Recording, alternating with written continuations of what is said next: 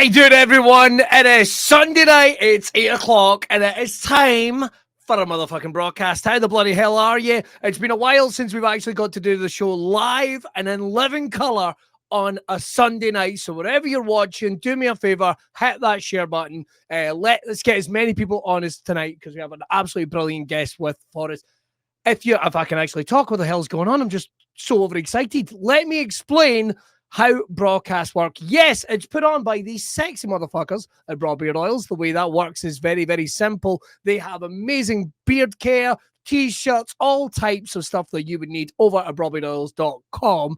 But this is brought to you absolutely free every Sunday night. And of course, during the week, you get the audio version, you get the video version, absolutely free. And what we do is we get to talk to weird and wonderful individuals from all types of backgrounds. We've had MMA fighters, we've had actors, we've had comedians, we've had writers, we've had barbers, we've had models, we've had BDSM models, we've had we've had motivational speakers. We've got a guy that is running 88 marathons in 88 bloody days. Bona fide psychos on the show.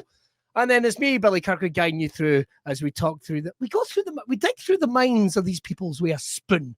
Think about it. And I just called them peoples. That's a worry. Right. Who is our guest tonight? We have got the wonderful Wrestlebeech, which I always say, and I always think I make it sound French for some reason. We've got the wonderful Emily Hayden. She's going to be joining us in just a wee second. And what we're going to be doing is, if you do have any questions that you'd like to put to Emily, here's what to do. Wherever you are, pop it in the comments. It should come straight through to me. I have discovered just doing this that apparently we're having trouble with Twitter, but don't worry about that. Pop it in the comments and I'll dig about the questions as we get through and have our chat with Emily. Shall we get cracking? I think we should. First of all, our guest is Wrestlebeech, Emily Hayden. She is a pro wrestler. She is a Twitch affiliate. There's a lot going on. We're going to be talking to her in seconds, but let's get to meet her.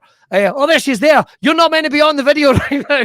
There has been a little mistake. Shall we play your video? Yes, let's play my video. Let's go for it.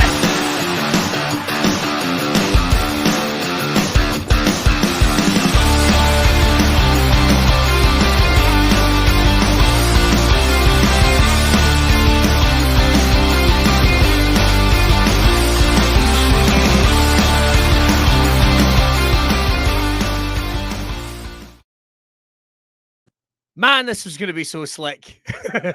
So I tell you what, John, when you're putting up the video version of it that isn't live, tell you what, I can make that looks like as hell. So ladies and gentlemen, please would you welcome pro wrestling star, Twitch affiliate, Wrestlebeech, Miss Emily Hayden to the show. Thank you very much. Hello. Thank you very much. Sorry, pal. I don't know what I fucked up there. Literally, if you'd have seen it, I'll tell you what, this is where we are in 2022. As I was getting into the intro, a rapid antigen test slipped down and hit my mouse. So there we go. Wow. And I can tell you that I am testing negative. So I'm glad I wasn't doing like anything awkward, you know. Like, oh my goodness. My nose Listen, you know? we'll save that for the Twitch stream. How the devil are you, pal? Oh, I'm very well, thank you. Thank you again so much for having me on. I was so excited when you asked me to be on it. Oh, brilliant. Oh, well, you might be the first. You might be the first. Trust me, it'll be like that at the end when you're trying to take it from the records. I notice this is the coolest thing that I thought, right? Because obviously I watch the Twitch streams that you do, but you've got a wrestling office, and I think that's cool as. I can see the belts in the background as well. They look. Is there any chance before we get cracking, can we get a couple of looks of the belts up close? Would that be possible? Yeah, or absolutely. Would that be all right? Good thing I've actually got like bottoms on, otherwise this would be very awkward. Oh my goodness. Right, oh my goodness. So here we have belt number 1. This is my UCW women's Oh my god, that's a hefty one. That's the guys down in Sutherland, is that right? That's it. So There that's we go. Ryan and Darren. Shout out to Ryan and Darren. Check this out. And I've had this belt since August 2019. Oh my god. Yeah. Well, I mean, there was a pandemic. Let's just Do we count that? Do we really? Let's count it, man. Let's count it. Let's go for Million. Roman Reigns. Oh yeah, you blitzed it. You've been a champion longer than Roman Reigns. Man, let's get that on the posters. What's the other one we've got there? Hold on, let me get it. Here we go. OCD. Here we So go. that's my W3L Women's Championship. Very nice. Yeah. Very nice.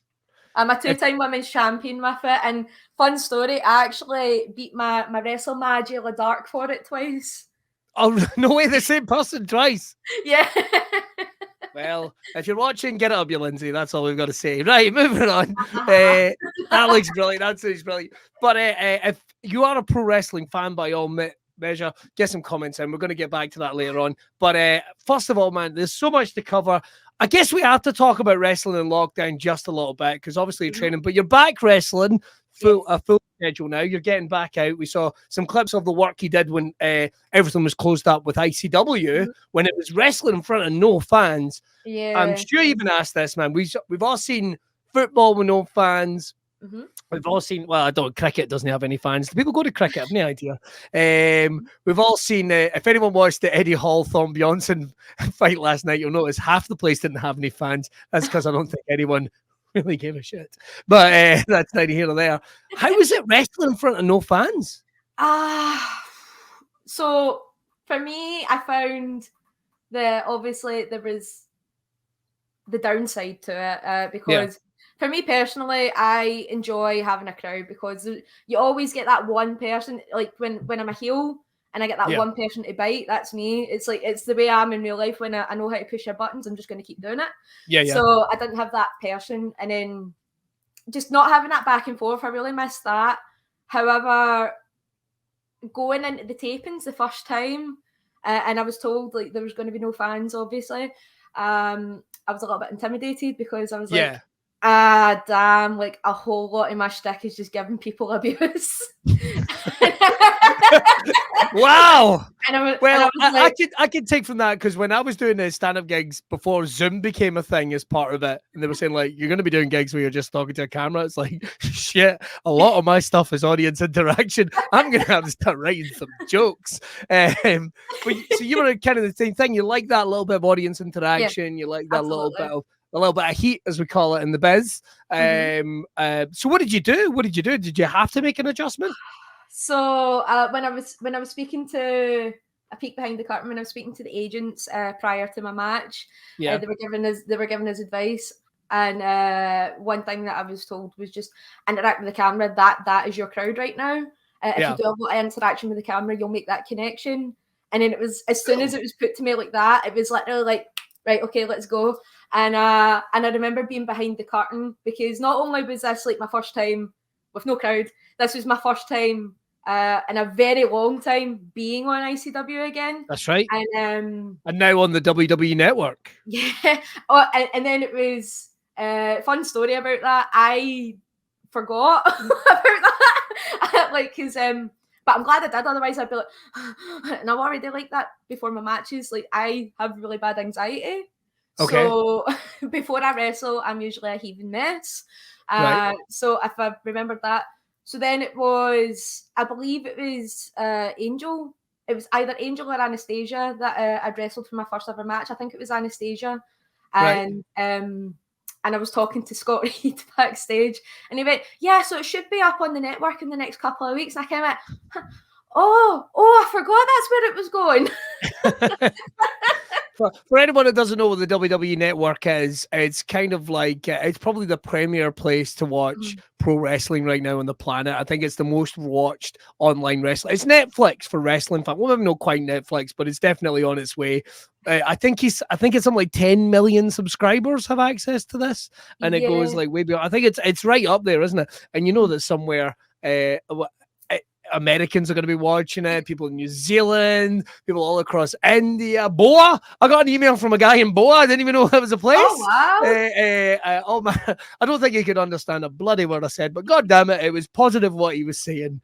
I noticed that in one of the matches, when I was going through some of the footage of the match you had with Angel Hayes. Yes. I did notice it was a couple of times that you did look like you were having a lot of fun, literally screaming right down the legs. There's a bit where you were literally stamping her face to go, ah! Right, and I'm like, yes, getting about it. But it's so crazy to me that you mentioned having anxiety before a match, because Emily Hayden that we see that goes out there is a complete stark opposite of that. Is is it you shifting a persona? Do you manage to do that? Or how do you even go about doing that? Because, I mean, don't get me wrong, I get nervous before gigs sometimes, but I can kind of settle myself down. But never to that point. How do you manage to do that? So I'm a big comic book fan. I've always been a big comic book fan. The same person that got me into wrestling got me into comic books. That's my dad. And I always equate it to Clark Kent and Superman. Okay. That's how I like to think of it. So anytime people talk to me about, well, how did you manage to do this or that? I'm like, I didn't do that. Emily did that. Yeah. So I always That's feel like interesting. Emily's the one that gives me the confidence. Whereas insert shoot name, I'm just like, I couldn't do that. No, absolutely not. Well, I always make a big thing about how the Billy Kirkwood on stage is not the Billy Kirkwood that you'll see kind of walking around getting like turkey dinosaurs for the for the Waynes and Tesco's and shit. You know, it's not that guy, but he's. But in terms of the matches that you've had, I mean, you've got a great body of work behind you as we're opening things up in 2021 into 2022. We'll get back to that in a minute and the road miles that you've put down. But I guess we have to get the question out of the way. You mentioned it was dad, right, that got you into wrestling. I'm not going to ask necessarily the road in, although we might get talking about some of the training stuff in those early days. But I want to ask you, what was the thing that you saw in wrestling? Because everyone's got, like, maybe it was that first clip, that first match, that entrance, that t-shirt. Yep. What was it that made you feel that flutter for the first time and go, oh my goodness, what is this? So I've got two stages of it. So my first stage was when I became a wrestling fan. Right. So it was my dad and my brother. They were my best friends growing up. I was quite the tomboy growing up, and anything that they were doing, I wanted to be involved in. That was how wrestling came about. And I remember looking up at the TV, and it was Chris Jericho's debut on Raw, and nice it was one. back and forth with The Rock. And I enjoyed the pantomime of it. I enjoyed the theatrics. Never forget Jericho with the pouty lip after. Absolutely loved it all. And do you want to know I use the pouty lip to this day? I use his pouty lip to this day. Whenever anyone says anything for comic effect, what an embarrassment. The Jericho thing, the back and forth, that just hit you. Yep. Everything about it was the witty comebacks, it was the facial expressions, as I said, it was the theatre, and I always remember his entrance on WWE as well. I remember reading in one of his books that he was inspired by Michael Jackson for the entrance. He says he saw him live at a concert, and he saw him, like, he started like doing that, and then Michael Jackson turned around, and he says he loved that whole theatrics of it, so that's where his entrance came from. And as a kid, I loved Michael Jackson music as well, so when I found that, I was like, oh. I had never made the connection between Chris Jericho and Michael Jackson. There you go. Never at any point, but it does make sense. I guess he kept reinventing himself. Yeah. So that's the first one, and that's a great one because I won't lie, that is it seems so silly when it is, but as a debut, it's perfect. Like that's one that I'll hit on the rewatch. You know, I'll get in the YouTube machine every now and then and just have a wee rewatch. His return when he came back as a heel, it's not really half as good, but you appreciate it in a different way. And a different way, you kind of appreciate it when he's making fun of himself. Anyway, moving on. We won't get into somatic. We'll be here all night. But I'm a Jerichoholic, so I could keep talking about him all day, you know. Look, right, we'll get out of the way. How amazing does he look in AEW just now? 100%. Absolutely love him. Motherfucker lost about like 2 stone in like a week. What the hell? Just as Jim Cornette was giving him a hard time for being a fat ride, and then out of nowhere. I'm flabbergasted by it. I was like, I need to get that tapeworm that he's clearly got, you know. And now he's reinvented himself after all these years of being a pro wrestler. He's a sports entertainer, which has different connotations, but in some circles it's considered to be a bad thing. We can talk about that later on, I guess. But what was the other one? What was the other moment then? Because you said there was 2 stages. Just like any other woman my age that's involved in wrestling, 9 times out of 10 they're either going to say Trisha or Lita or both. So for me, the moment I went, I want to be a wrestler, was when I saw Lita and she hit the top rope moonsault for the first time. Oh yeah. And I went, oh my god, girls can do this too. Yes.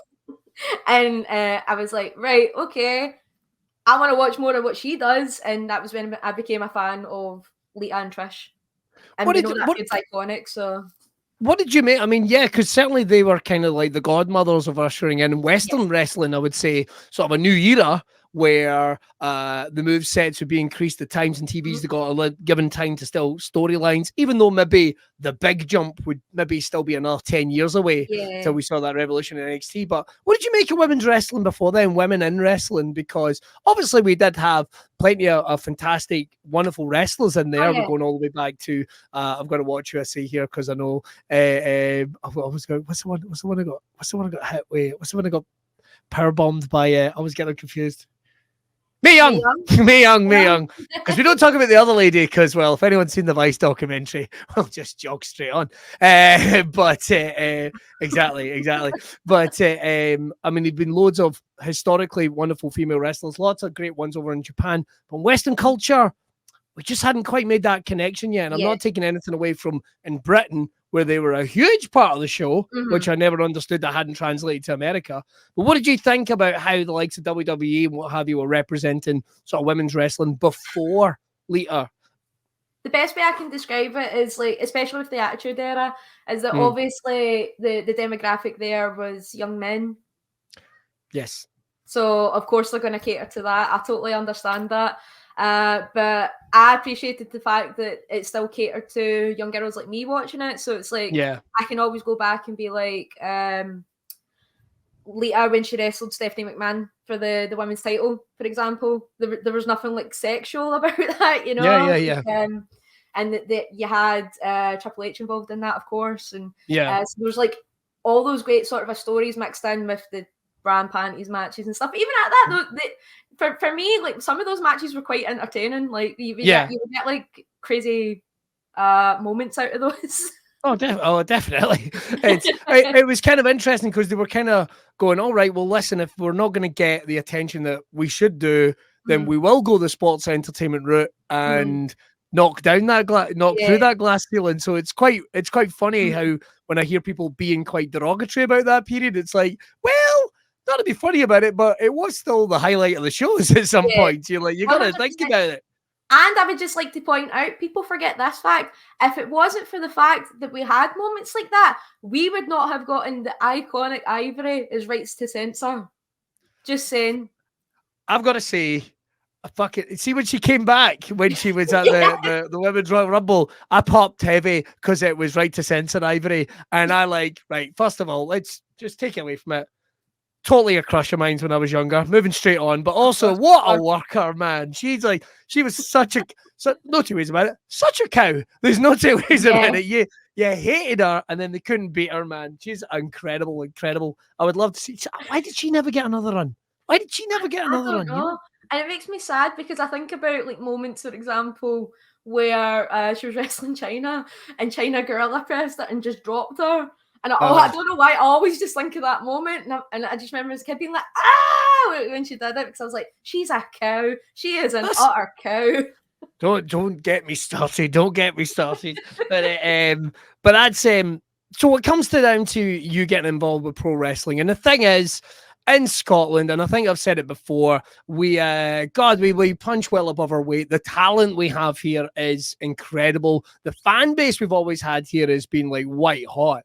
But I think because of the way of the world at one point in Scotland, well, you guys don't really do the wrestling. That's for the other parts of, the night. You guys just, it's at least a sort of a generational thing. Like, oh, you don't wrestle, you get a job in a shop, you have 2.1 kids. You don't do anything like that, right?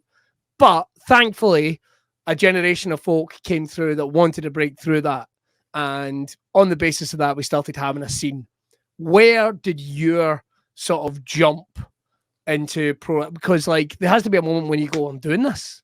I'm going to go for it. How did that happen? I know it's a kind of backdoor way of asking the question I said I wouldn't ask, but I am eager to know. No, I think it's an interesting story, but it was one of those things. You hit the nail on the head with that one. So for me, it was always, you had to go to America if you wanted to do it. You had Yeah. to go to America because I had no idea about the scene that we had here.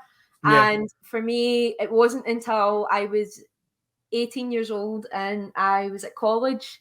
Right. And one of the boys in my class, it was a computing course I was doing, and the boy in my class said, because we were talking about the SummerSlam of that year, 2012, and the boy turned around to me and he said, "Oh, do you like wrestling?" And I thought it was like try to chat me up, and I was just like, "Yeah, how?"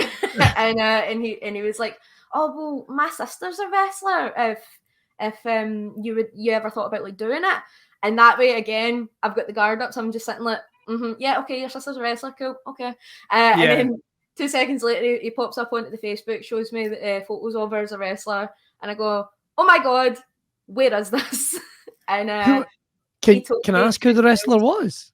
Shelley Starr. I don't know if you remember. Oh, right, yeah. Slightly before my time, but yeah. I certainly know her now. Yeah. So it was Shelley Starr, and so I was like to him, "Where is the school? How do I get to the school? Give me the details. Give me all the details." So I got all the details off of him, and then I remember my jaw hit the floor because I found out that the school was around the corner from where I stayed at the time. No way. Yes, it was a 5-minute walk. And I thought, if there was ever a sign for me to go and start training, that is it. Oh, so the following week, I went and I attended my first class. Wow. Right. Yes. We got to talk about the first class, man, because I've only did I did a little bit of wrestling training, but with no interest in being a wrestler. I sit there, I commentate, I try and tell the whys, not the whats, and all that. I try and learn, but I think, I've got to take some bumps. I've got to get a little bit of learning just to do that. And it is fun. I want to make clear to anyone that is ever thinking about becoming a pro wrestler, it is fun, but it's like everything else. You've got to work, you've got to sacrifice, and hell, level with you, it is you're gonna hurt yourself. You're gonna take some impact. You got to be ready for that. If you've ever jumped into a rugby field, if you've ever done anything like that, you're gonna have to accept that you're gonna get hurt at some point. But how is it for you? How is it for you taking that? Had you done anything like that before? No, I was not athletic. I was the odd child that stayed at home, played video games, watched wrestling, watched cartoons, and that was me. Living the dream. Staying at my parents' house, watching all that. Attending college, it was the dream. So when I attended my first class, as I said, I've got anxiety. So I walked in, and it was mats that I trained on. It wasn't a ring. So when I walked in and I saw these mats, I went, "Am I in the right place?" And then it was TJ Rage. He was the one that first trained me. And oh wow! I walked into the class and I met TJ, and he introduced himself, and I was quite intimidated the first time that I met TJ because he's a big monster of a boy. He's a big monster. He walked up to me and I just went, "Oh, hello," and then so he's talking me through everything. On your first week, you learn how to do your rolls, you learn how to do your bumps safely, and we'll maybe get you trying a couple of sequences and things. And I went, cool. And there was like all these boys in the class, and I was the only girl. No way. Yes, 100%. And TJ said, "Do you want to try anything today?" And I went, "No, I'll just watch you first day." Oh. Yeah. So he might have been thinking, she's not coming back. She's not coming back. Yeah. But you did. I did. It was so he's like, "It's okay." And like TJ was absolutely lovely with me. He was like, "It's okay, you can just watch and see how we do everything and get a feel for it." And on my first day, in fact, Kenny Williams was there. So it was just before Kenny Williams debuted. Is he popular? Never heard of him. And that is, for anyone not watching, that is UK NXT star Kenny Williams, former ICW 0G title icon. And he was just there getting ready to make his in-ring debut. Yeah, so this was just before his in-ring debut. I believe it was a month prior. And so I'm watching him, and you know what Kenny's like he's just effortless whenever he does something. So I'm watching him and I'm going, oh God, like, I'm not going to be able to do that. And then I remember he did like, I think it was like a head scissors takedown, like in a Hurricane Rana. And I just went, oh, I'm not going to be able to do that. And like, Lita's moonsault's never going to happen. I was like, yeah, let's be realistic here, Emily. You ain't going to do a moonsault, sweetheart. But I watched like Kenny and a few of the other trainees doing training matches at the end of the day. And TJ turned around to me, and I'll never forget this. He asked me, so is this something that you would like to do? And I went, yes, I would very much like to do this. I'll see you next week. And I took part the following week. Brilliant. Who was did you have any pals from that class that are still about to this day? I know you name dropped. Kenny, who was in the class with you? Krieger. No way! Krieger started a few months after me, but Krieger is still one of my good friends. So there was a couple of months in between when I started and Krieger started. Oh, there you go. Fucking hell. Yeah. He's another big boy. All these tall bastards. Can he stand him, man? Like I say, original Airdrie, you know. There we go. Airdrie massive going on. So things start going, which is always great. Like anything, you start learning the skills, you put in the time, but it's like driving a car. They say you never really start learning how to drive until you finally get behind that wheel. Yep. And that's something you got to do as much as you do a lot of training. How long did you think you were training before you did that first match? Oh, you mean like my in-ring debut or just my first ever training match? Because like those are two different. We'll go straight to it because I don't want to put a time frame on anyone's like you know. So let's say the first in-ring match is an actual debut. So I took a little bit longer than most, but that's because the way it worked out and things like that. Because I don't think there was many girls at this point as well. Okay. Because this is when Kaylee had started breaking out all over the place. So Kaylee wasn't around in Scotland much. She was predominantly in England and things like that. Yeah, I mean, certainly here in Scotland, I mean, right about the time, not to cut you off, but I do remember there was a finite number of female talents in the ring. I mean, they were certainly there, don't get me wrong, and there was a couple that were really new. And I mean, like, really new. Yeah. But you're right. It was kind of like, which must have been frustrating for you, like kind of like, come on, let's get these numbers up. But then when you're going into a class and there's only one person that's sharing the gym with you, that's going to be difficult. So what was that first match then? What was that first match? Talk us through it. Did it go well? So it took me 2 years before I debuted. So that was 2014. Okay. May 2014. It was a friends and family show. So we used to do Academy Attacks. That's what they were called. And mine was a mixed tag, and everyone that was involved in the mixed tag does not wrestle anymore. None of them. For me. None of them. You outlasted them all. Yes. I outlasted them all. There can only be one, and I was the one. Yes. I'd say that's a pretty good footnote to the career as well. That's pretty good. I'm the last one standing, bitches. Right, we've actually, before we go any further, we've got to talk about Wrestlebeech. We're going to jump about a wee bit, but we've got to talk about Wrestlebeech, right? When you started wrestling, it's important for you to get a character. It's important for you to develop. What were you doing in those early days, or were you Wrestlebeech from year dot? When did that all come about? I was absolutely not Wrestlebeech from the get-go. Wrestlebeech was like a Pokemon evolution for me, you know, like I had like my 3 stages and I finally reached Wrestlebeech and that was me. And I was like, this works, you know? But when I first started, I always tell this, when I first started, I was generic female number 1. Like I would come out and I'd be like, come on guys, you know, that was me. And can I bring you something from the all the tapes of young wrestlers that I've seen? Come on! Yeah, that was me. Yeah, there it is. You're welcome. You're very welcome. Thank you. Now, I know there's going to be plenty of trainers going, he can fuck off, but there it is. There it is. It's like all the bad guys do this. I'm a bad guy. Oh, he must be a bad guy. They're flipping. Not family shows, of course. That'd be well out of line. So, generic female number 3 is what we're going at this point. I was like creator wrestler female number 3. That was me. I had my light brown hair, really dark tan, bright purple gear with Hello Kitty on it. Don't know if you Nice. remember that one, Billy. Yep. I do remember that one, but Yeah. I didn't want to say anything. I was just going to let you tell the story. So that was me. But Please tell me I didn't say anything on commentary or a show or anything, did I? no, you pointed out that I had Hello Kitty on my gear, and you were very complimentary of it. And I was yeah, like, but you. once upon a time, I used to Once be just upon a time. a proper knob. Once upon a time, pre-Wrestlebeech.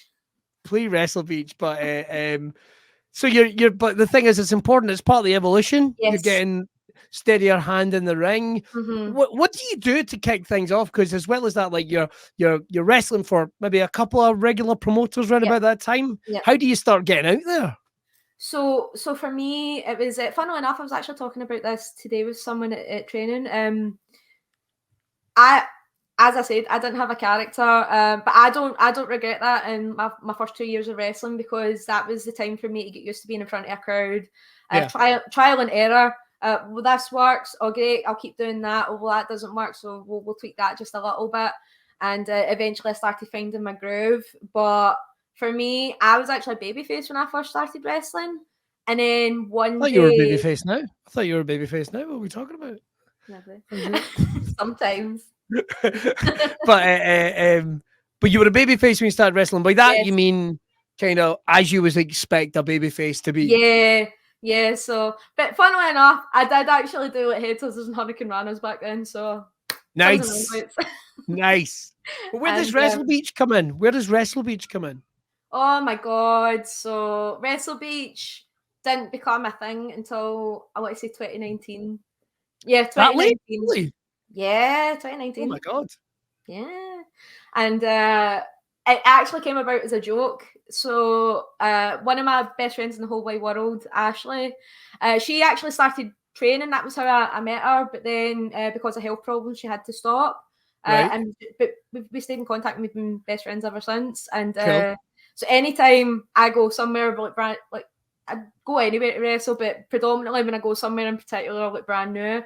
So I was debuting in Newcastle, I believe it was.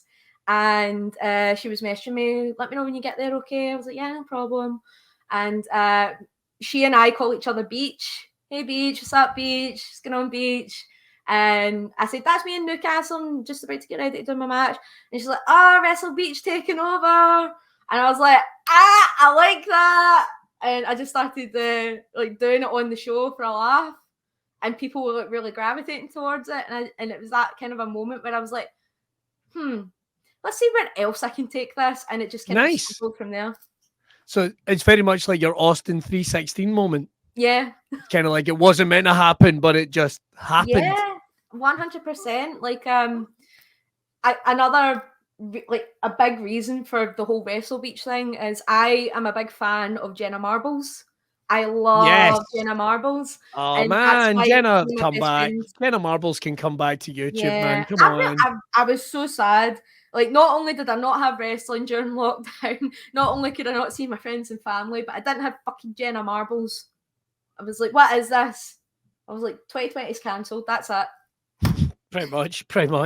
But you took an inspiration from that because obviously how would you describe the Wrestlebeech character? Because there has been I think when I've had to describe her on wrestling commentary and ICW, it's always like she's a social media influencer. Yeah. She's I think that you probably got one of the longest in character bodies of work for us to lay out for you. How would you describe Wrestlebeech, Emily Hayden?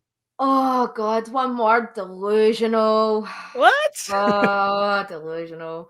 As you say, is she the Billy from Mean Girls? That's what I want to know. Is she the Billy from Mean Girls that effectively became a wrestler? Yes, essentially.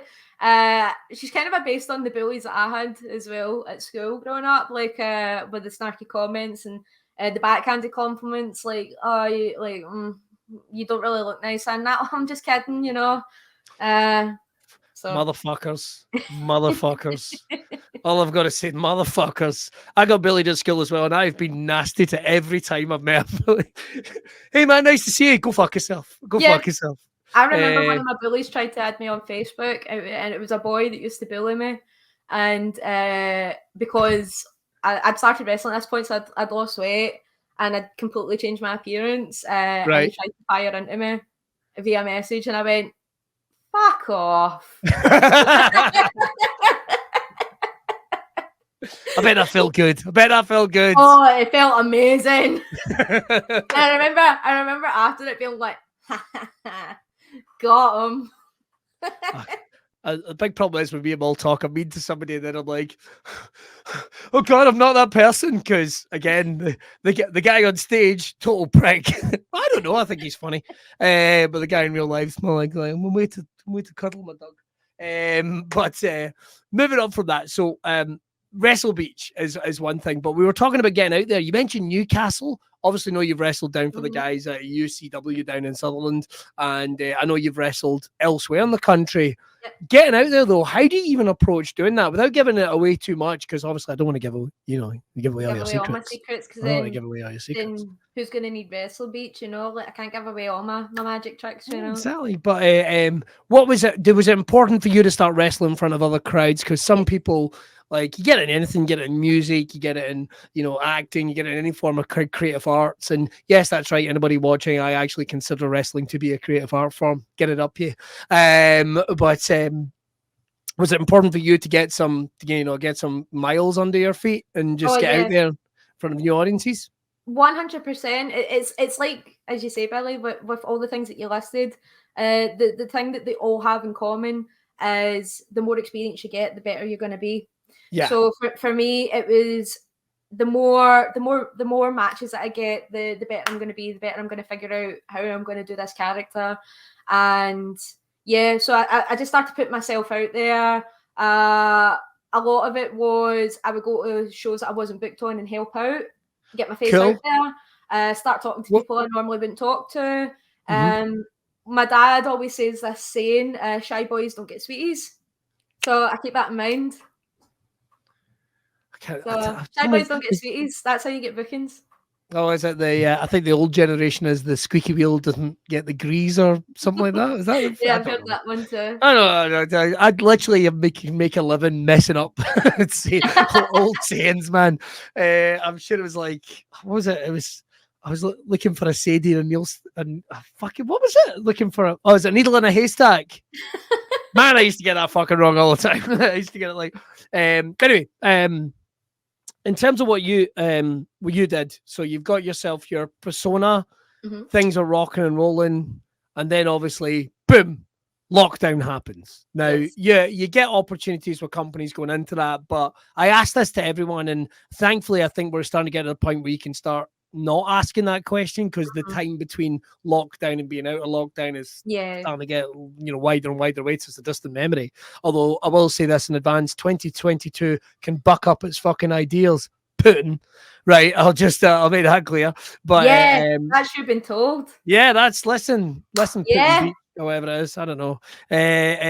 But in terms of what did you think when you saw this coming and everything went bang, shut?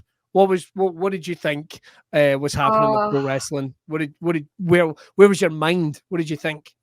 Oh, I know exactly where my mind was. So I'm going to paint the picture for you, and then I'm going to tell you my thoughts after. So let me paint this picture for you, everyone. So Emily decides she get the character going.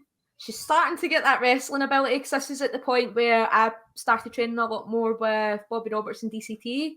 So they tweaked my wrestling style. And they were giving me like a lot more different moves and such to use. Only got to use my new moves, I think, like 3 times. So people only started to see what I was starting to do. Okay. And got myself in the best shape of my life. I signed up with Yeston Rees. Shout out to Yeston. Yeston. Again, Yeston, I would like to thank you for what you did send me in June 2020, but I never used it. Moving on. You get people in amazing shape, but only if they try, and I did not try, Yeston. So you in the best shape of your life, brand new moveset, ready to take on the world. And then I got new promo shots taken, and I remember like it just went insane when I put up my new promo pictures. Right. And everyone was like, "Oh, Emily got in really good shape." Like, and I actually remember someone even said to me, "You've got ab dimples now. How did you do that?" Holy shit! Yes, and I still have it as my profile picture on Twitter because I maintain the fact I'm going to get a good use out of it because I never got to use it during bloody lockdown. and there was like posters with me on it, and I was like, ah! So like my reaction was, ah! Because I couldn't use it. And I was like, well, 2020 is cancelled. Yeah. I'm going to eat some chocolate. I think it's pretty much what we all did. I think you just nailed it. Ah! Where's the food? That's what happened. Watched a lot of Netflix. Played a lot of games.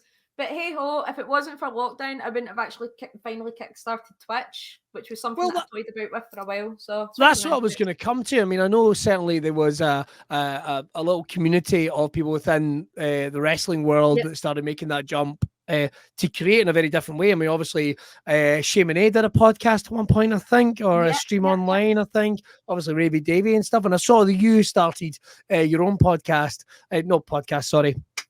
Twitch stream. Yes. So what's something you'd played about with before? Mm-hmm. So I hadn't actually put the idea into motion until lockdown, and it was more so about trying to find the time, because this is when I finally felt like I was starting to break out in wrestling, because I found that I was going out and wrestling every weekend at that point, like living the dream that way. Yeah. And then between my actual job and real life, so I couldn't find the time to actually stream. And then lockdown hit, and it was actually my other half. He said to me, well, you've been talking about doing Twitch. Why don't you do Twitch? And I was like, yeah, I need to get the stuff though. And he was like, oh, I actually have it in my cupboard. So I was like, and you're just telling me this now because... But yeah, but in all seriousness, so he and I decided to do for fun. We streamed Legend of Zelda: Ocarina of Time, and this was a 24-hour stream. Like you can, if you go back. Was that the first one you did? Yes, that was the first ever stream that I did. 24 hours. Yes, and you can actually see at points I'm in the background, like my other half's like taking over playing. Yeah, and I was like the hype man whenever like he was sitting playing. So I'm like, yeah, but then that's that. And then at one point I just crashed, and you see me in the background like this. Oh no, man! And but we completed the game. Like we had to take like a couple hours break to actually have a nap, but then we actually came back a couple hours later and played it, and we did complete it. So that was my first ever stream. And if anyone actually finds the clip of me like falling asleep, I'm gonna be so unhappy. Listen, in this Twitch clip realm of which we live in, that's going to be everywhere by the morning. I'm telling you this now. I'm going to find everyone else. I'm going to put that on my TikTok. I'd say that, how did you manage to, like, even with a nap? Because I did a 24-hour radio show once, and I still remember how tired I was. Like, it's actually weird to compare pictures between like one day, next day. Yeah. Why 24 hours for the first one? Did you do it for charity, or was it just like a challenge? It was a challenge. We set out the challenge because Legend of Zelda is one of my all-time favourite games and one of my other half's all-time favourite games. It's one of the things that we started actually talking about before we got together. Cool. Talking. And and we just kind of set a personal goal for ourselves. So we're like, oh, well, it took me this long to complete it when I was younger. Oh, yeah, well, it took me this longer to complete it when I was younger. And we're like, hey, let's see how long it'll take us now to complete it. I hate to tell you, but the search has already begun. We've already got someone looking through your stream to see if they can find the clip of you crashing. So, sorry about that. There it is. You, Sandy. But you're a very passionate gamer. I know that for a fact. Just very quickly, got to ask, favourite game? What are you playing just now? Shadow of a doubt, my all-time favourite game is Final Fantasy 7 or 10. It's between those two, but predominantly 7, because I remember that was when I got sucked into the RPG world. Nice. And what I'm playing right now is I'm actually playing like 3 different games right now. So when I'm in an RPG mood, I'm playing Grandia 3, which is like one of those games that no one's really heard of. Because I'm such a influencer that way, you know. And that's right. Listen, you'll play the game, someone else will see it, boom, we're off and running. That's what we're talking about. What can I say, Billy? I'm such an influencer. You're such an influencer. And but whenever I want to chill out, like I always go back to Stardew Valley. That's my favorite one to play right now. It's basically a farming simulator game. Yeah, It's like old school Legend of Zelda graphics. It's realistically everyone compares it to Animal Crossing a little bit, but it's a very different game. I think It's it's a very so different much better game. than Animal Crossing. It's really, I fucking hate Animal Crossing. My son plays Miitopia, and it's my fault because I gave him that. And then it's like, I'm going to move on to Animal Crossing. He's fucking 6. I'm going to move on to Animal Crossing. It's like, over my dead, limp body, young man. You will. Just quickly, a little bit of gaming chat. Biggest disappointment, worst game of all time. Like, just the one that you go, I hate this. This is rubbish. Oh, I'm actually trying to think. What game have I actually done that with? I'm trying to think if there's any that I've actually done that with recently. Ones that you've just given up on, it's like, this is rubbish, it's too hard. Even ones that are just too hard that you can't even enjoy it. Right away, I can tell you. I love watching other people play them. I love watching other people doing playthroughs of them. But Oh my god, listen, I spend most of my life watching Markiplier and 8-Bit yes, Ryan, man. I love Markiplier. Fucking loser.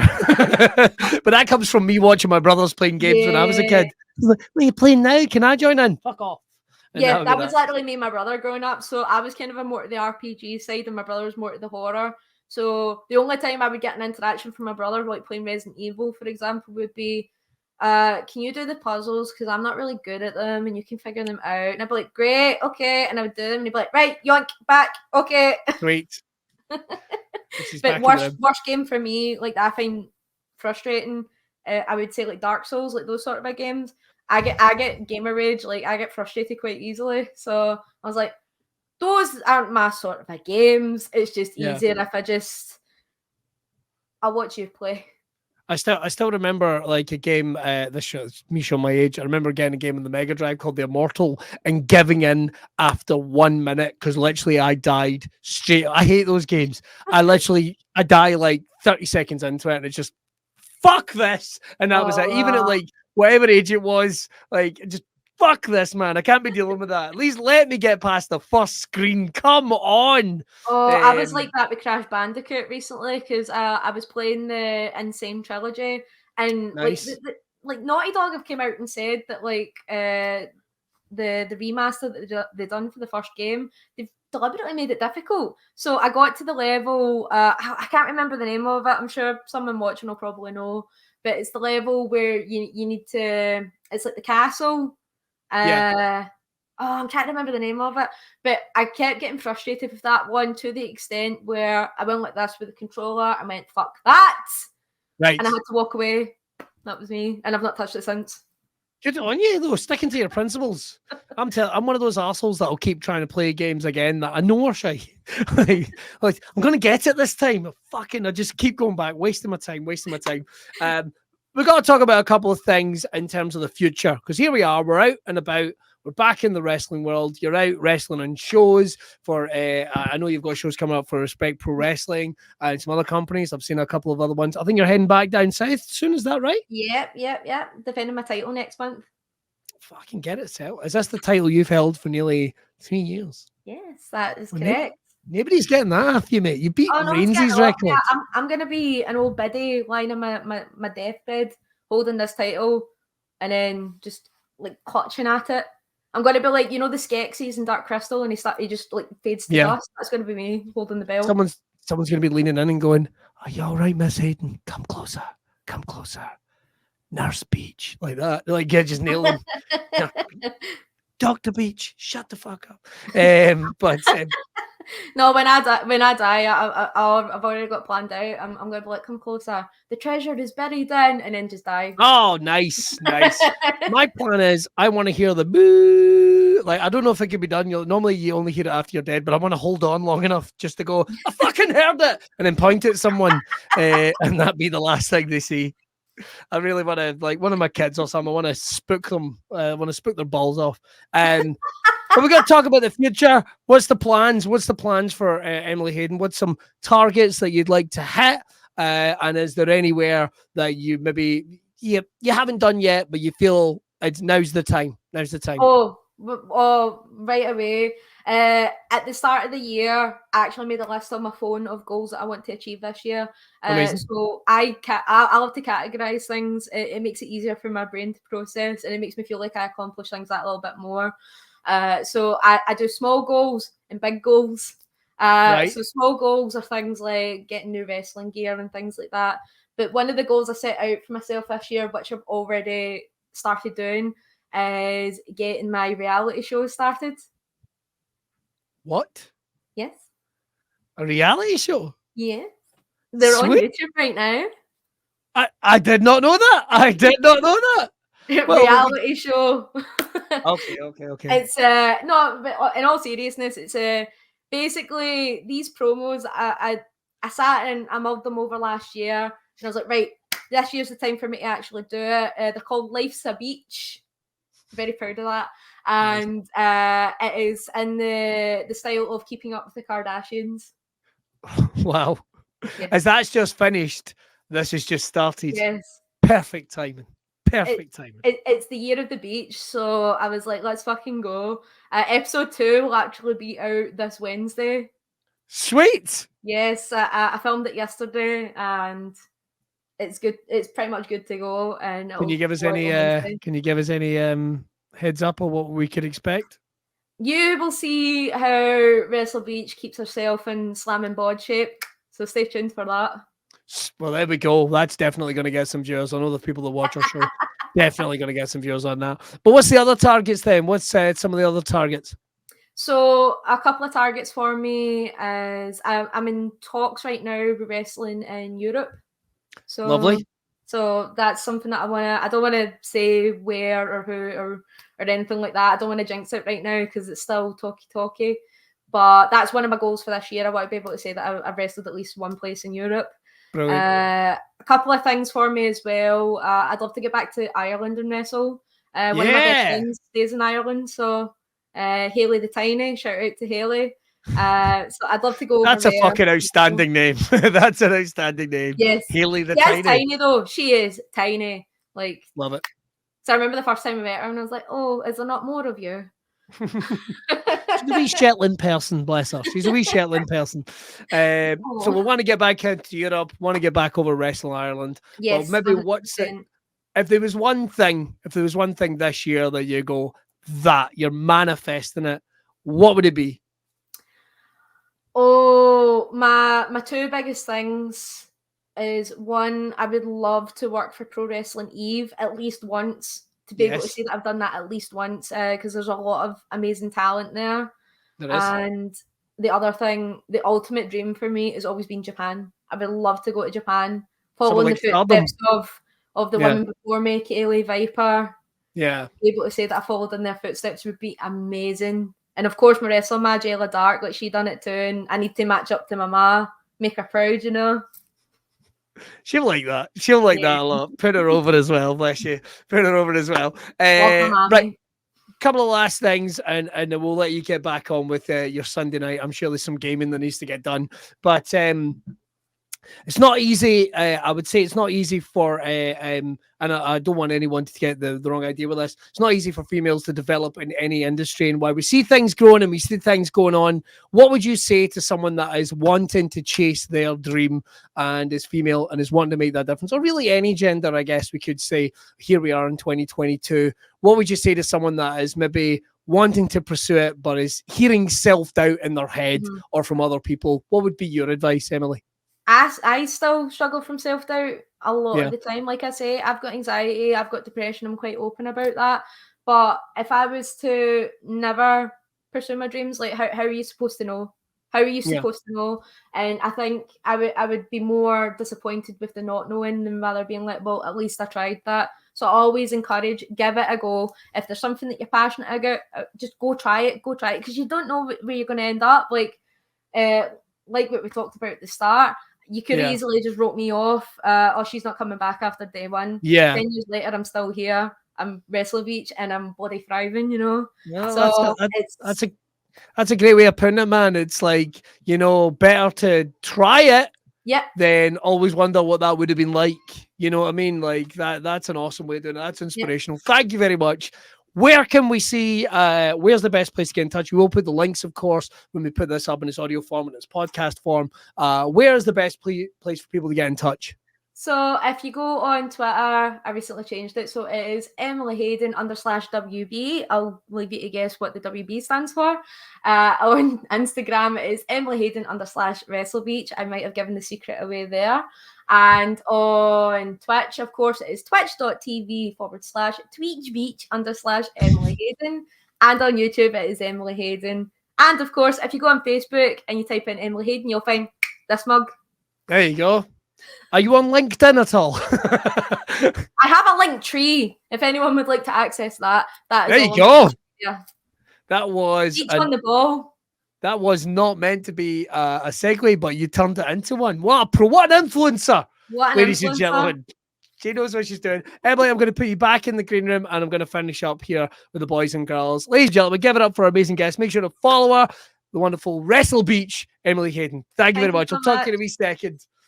Right, awesome episode. That's all we've got time for in this episode of Braw Cast. I hope you enjoyed it. Make sure to follow everything that Emily is up to. We're going to have some more fantastic guests this month. Don't forget, though, the podcast is brought to you free by Braw Beard Oils. We've got some amazing guests coming up from the Brawtherhood as well. You're going to really enjoy them. But if you'd like to help support this podcast, all the guys at Braw Beard, here's what you do. Head over, buy yourself a treat. Get yourself a treat. Like I say, they've got beard oils. What the fuck has happened to my beard? I swear I had it when I came in this room. What the fuck?